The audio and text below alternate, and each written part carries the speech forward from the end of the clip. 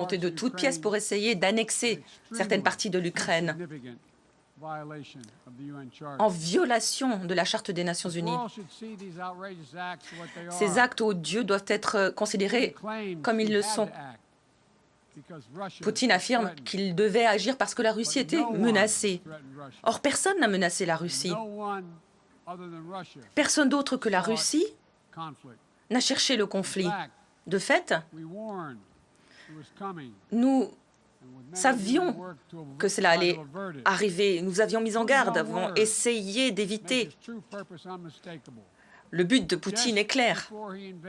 Avant même l'invasion, il affirmait, je cite, « L'Ukraine a été créée par la Russie et n'a jamais eu, entre guillemets, de réel statut. » Aujourd'hui, nous voyons qu'il met des attaques contre les écoles, les gares, des hôpitaux,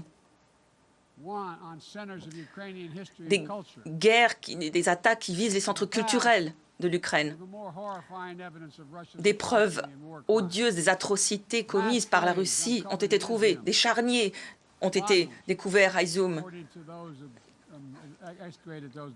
Les dépouilles trouvées présentent des signes de torture. Cette guerre vise à éliminer l'Ukraine en tant qu'État. C'est aussi simple que cela. À priver l'Ukraine de son droit d'exister en tant que peuple. Où que vous soyez, où que vous viviez, quelle que soit votre croyance,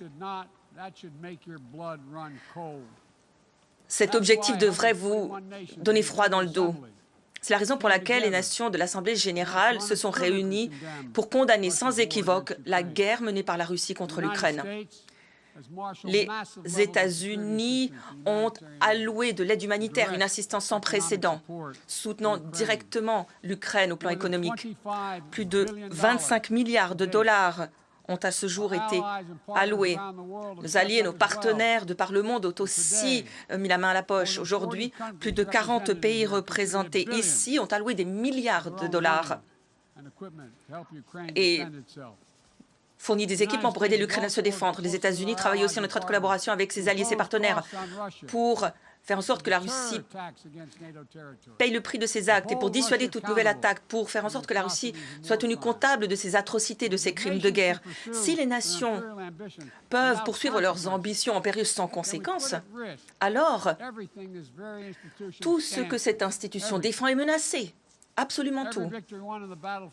Chaque victoire sur le champ de bataille revient aux soldats ukrainiens. Mais le monde a été mis à l'épreuve au cours de l'année écoulée. Mais nous n'hésitons pas. Nous choisissons la liberté, la souveraineté. Nous avons choisi les principes que défendent les partis à la Charte des Nations Unies. Nous sommes restés aux côtés de l'Ukraine. Comme vous, les États-Unis souhaitent que cette guerre prenne fin à des conditions justes, des conditions que nous accepterons tous.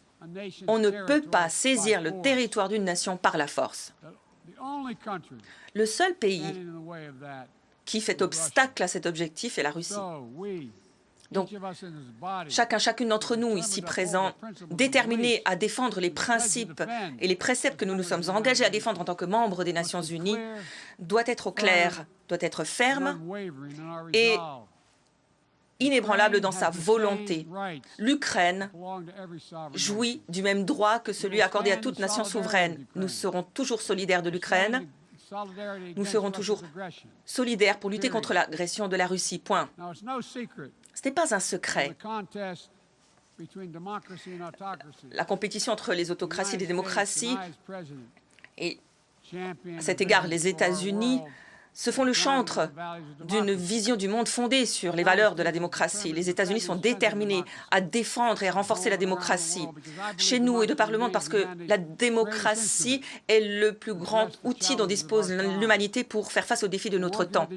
Nous travaillons avec le G7 et les pays de même avis pour prouver que la démocratie fonctionne pour nos citoyens, pour le reste du monde aussi. Alors que nous nous réunissons aujourd'hui, le socle même de la Charte des Nations Unies, un ordre mondial fondé sur des règles et justes, est attaqué par ceux qui souhaitent le faire voler en éclats ou l'utiliser à leur propre avantage. La Charte des Nations Unies n'a pas simplement été signée par des démocraties du monde, elle a été négociée par des citoyens de douzaines de nations, des pays aux histoires à l'idéologie très différentes, mais des pays qui étaient unis dans leur engagement en faveur de la paix. Comme le président Truman le disait en 1945, la Charte des Nations Unies, je le cite, atteste du fait que les nations peuvent se départir de leurs divergences, y faire face, trouver un terrain d'entente. Ce terrain d'entente a été trouvé et aujourd'hui, 193 États membres embrassent ces principes. Défendre ces principes, défendre la Charte des Nations Unies, incombe à chaque État membre responsable. Je rejette le recours à la violence, à la guerre pour conquérir des nations ou étendre les frontières au travers de bains de sang. Je suis contre les politiques mondiales de la peur, de la coercition. Je défends le droit souverain des petites nations sur un pied d'égalité par rapport aux nations plus importantes. Elles doivent embrasser les principes de base tels que la liberté de navigation, le respect du droit international, la maîtrise des armes